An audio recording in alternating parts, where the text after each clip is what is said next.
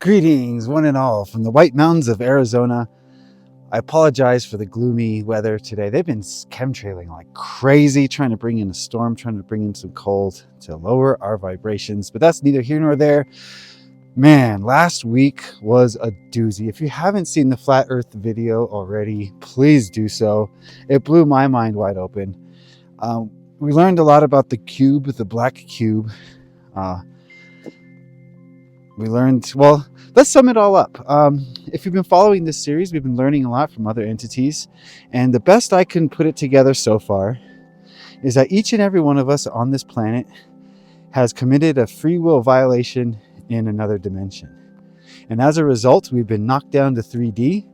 And we're here by our own volition in order to regain our vibration.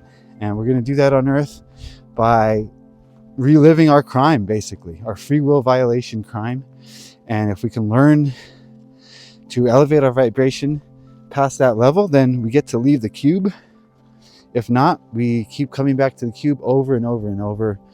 The cube is being run by higher dimensional entities who are also free will violators. And basically, we're living in a simulation within a black cube in 3D that it's like a prison, but also it's like a school. So you can look at it in several different ways. But that's what we got so far. Today we want to learn more about this cube, more about what 3D is, why we're here, just anything we can learn about it. Because it was a little bit of a revelation for me last time. I know about the black cube of Saturn, but I didn't think we were in it. Apparently our entire solar system, our entire galaxy is within this cube in a simulation. Okay, Tara's ready. We don't know who she's connected to. Who are we connected to? One of the Blue Avians. Oh, your buddies. He said his name is Chuck. Okay. Do the Blue Avians exist outside the cube? Yes. So they can tell us about what's going on in here. Yes. Okay. It's my understanding that we are one of many simulations existing within this cube. Is that correct? Correct. How many simulations would you say are in this cube? Not counting sub-simulations, 9. So we know of the high polarity Earth, the low polarity Earth, the mixed polarity Earth, where I find myself. What other kinds of simulations are there? Everything is broken down. 3s. 3 power 9. Ego split in 3. Higher polarity ego. Lower polarity ego. Yes, Earth. Higher, middle, lower. Also, your own higher self. Split, higher, middle, lower. Simulation on simulation. So my consciousness is in this dual polarity Earth, but it's in other places in this simulation as well, in this cube? Yes, take for instance your own higher self. There is a neutral ground version of your own higher self, as well as a higher polarity version and a lower polarity version. Within those versions are their own simulations. Which simulation you choose to view is up to you and your own free will. How many individual consciousnesses or souls maybe are trapped in this cube?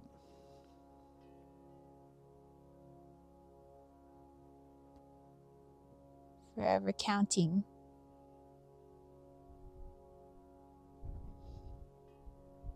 Past billions. More than people. Because the reptilians are trapped in this cube as well?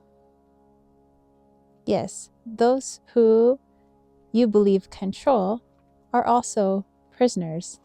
Think of them as within your own literal prison system. There are guards, but the guards are just as trapped as the inmates themselves. By transmuting the energy of our free will violations, can we leave the cube? You can always leave the cube.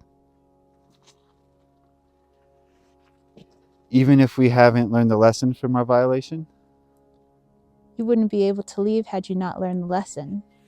So we do have to learn the lesson. Yes. And if we don't learn the lesson, we reincarnate? Your choice. So after we die, are we presented a ego trap to get us back into the cube?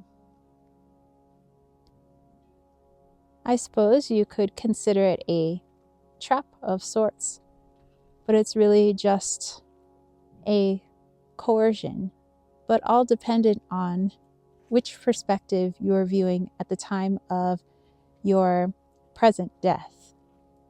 Were you viewing through a lower polarity ego, higher polarity higher self, lower polarity higher self, higher polarity ego?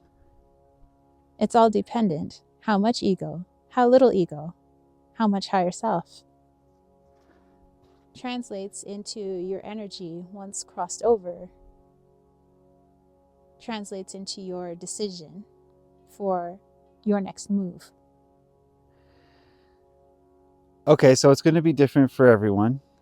But is it fair to say that most people will be coerced through karma? Yes. Karma, connection to ego. So will they say things like, you wronged this person, you need to come back and fix it? Yes, connection to ego. So whatever your ego is grasping onto, that's what will be used to coerce you to come back. Unhealed, yes. This is why it is very important to heal. Do not be afraid of your healing. Healing aids your clarity in decision making. So if we don't completely remove our ego, is it very possible that we'll be coerced back here? Very possible, yes. So even those who have done massive healing, if there's a shred of ego left, that'll be attacked. Yes, if you will it so. Okay.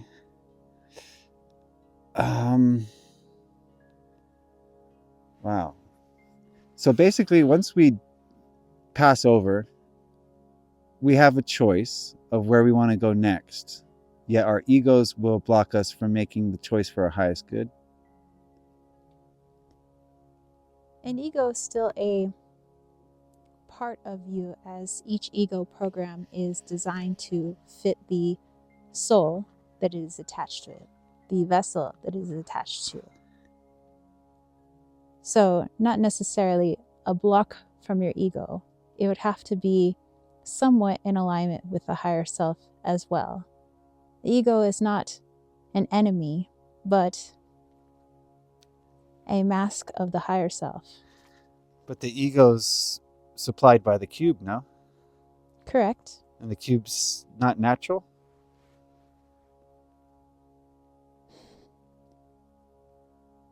Define natural. Is it AI? No. Is it organic? Somewhat, yes. It does exist in 3D, correct? It does exist in 3D. Is it a construct? It is, you might say, an unleft creation. That creation took on an energy of itself, hence organic, and became somewhat conscious of itself. Later, picked up by those who figured out how to utilize such an organic, we'll say, program, but also has a consciousness.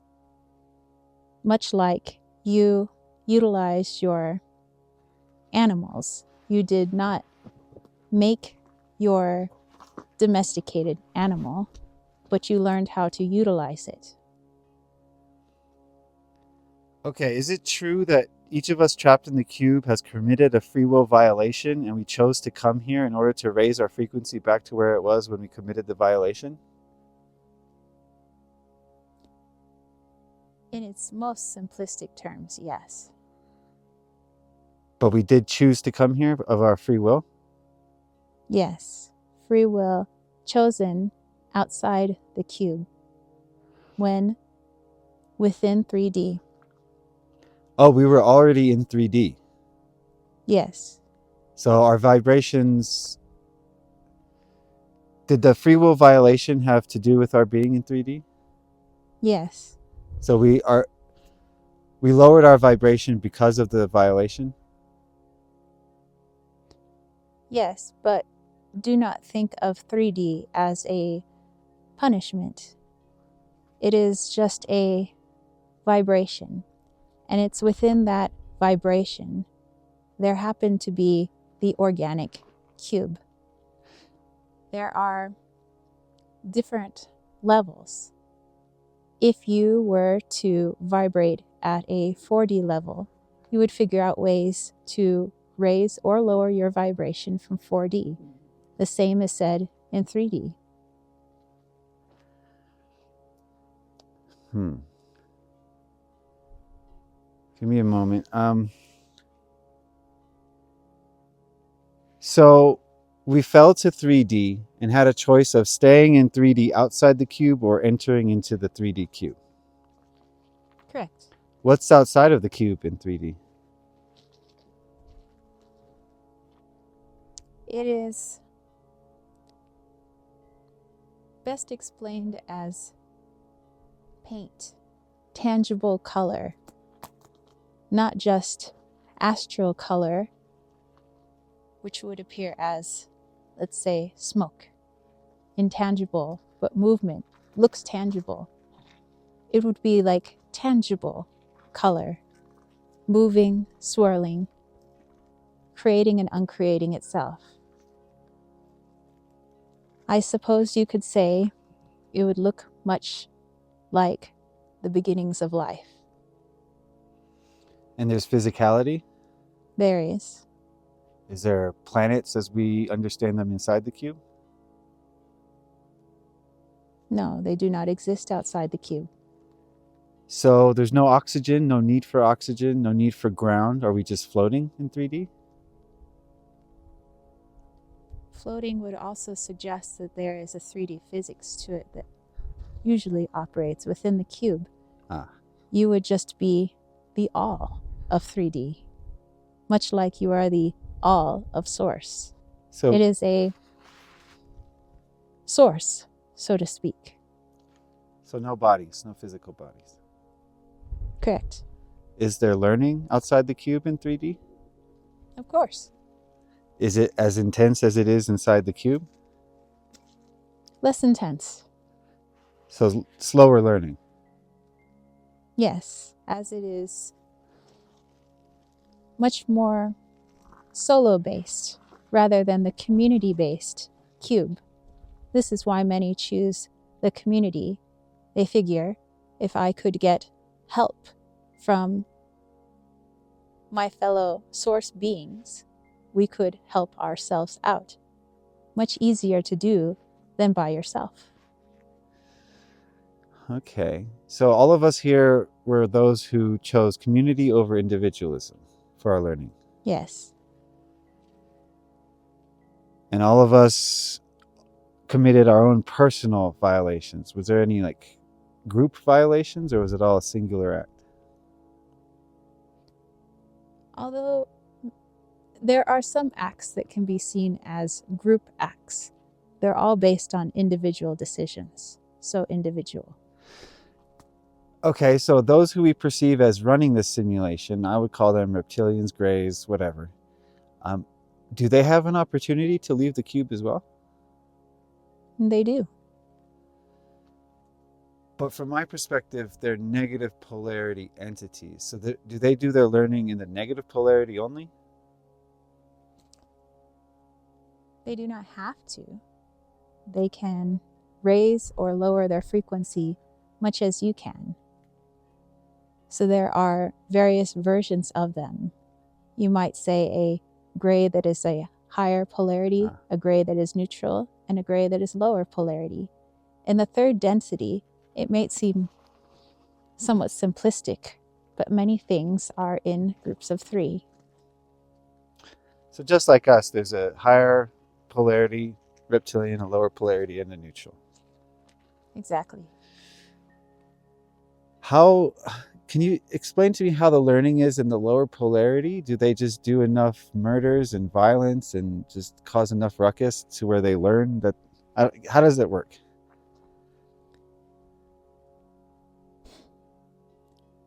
I cannot speak for all lower polarity, as is difficult to say, not being of that polarity. But what you see as acts of violence or evil, yes, are lower polarity, but there are other acts that are less conspicuous, acts that may be deemed as altruistic or good, that can also be derived from negative polarity. As it is our understanding, the negative polarity seeks to understand its polarity itself in order to become masters of it.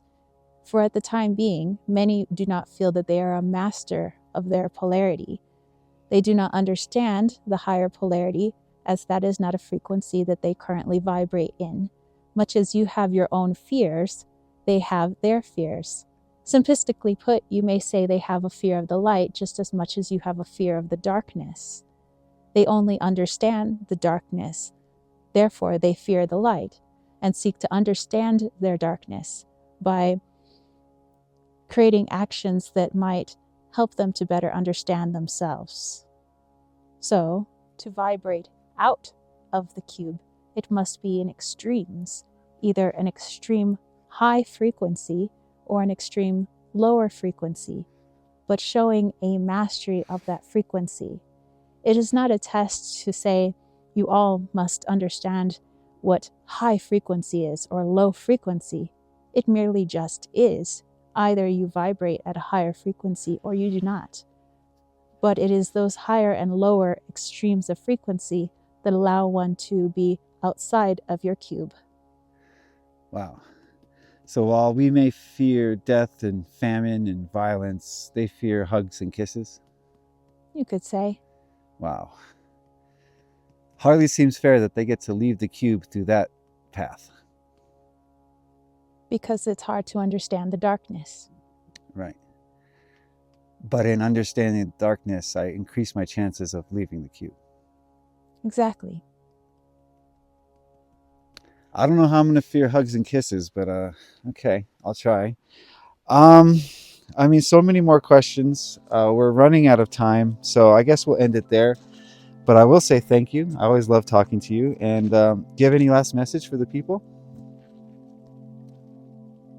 We feel that the information regarding cubes or how your universe is constructed may be more of a topic of discussion within the next few years.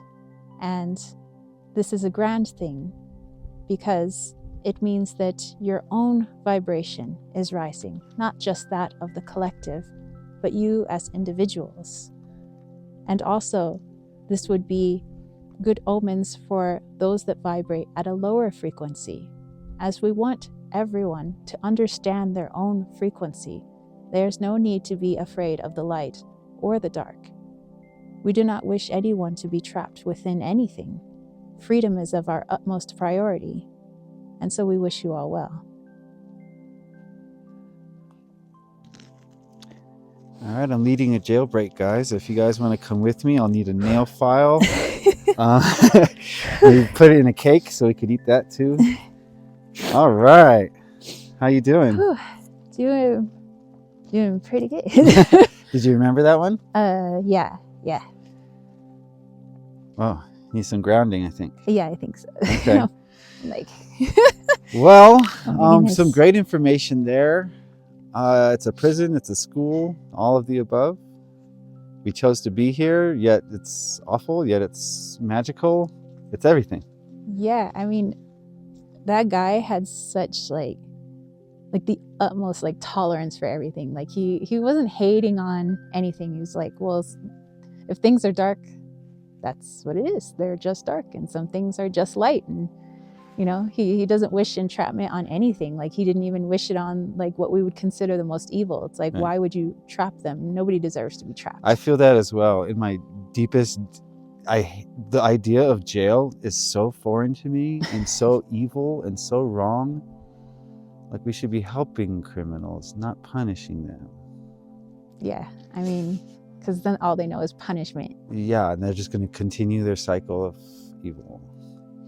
So yeah, it'd be kind of cool to watch that back, and interested to hear what you guys thought about that. You know, what does your intuition say? Any comments or thoughts? It's a lot to process. Yeah, I just want to say one needing thing. the ground. I want to say one thing. I think it's really cool that you're able to channel anybody. We were talking about this the other day. A lot of channelers will only focus on one entity, and I think that's great as well. You get really deep into that entity's knowledge, but the fact that you're channeling whoever we need information from is fantastic. So give a like for that.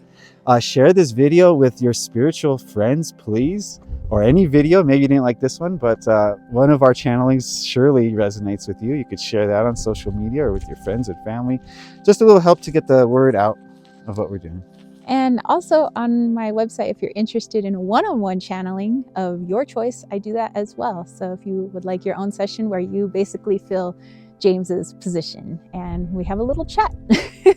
Yeah. So anyway, we will catch you guys next week on Monday, and yeah. Bye.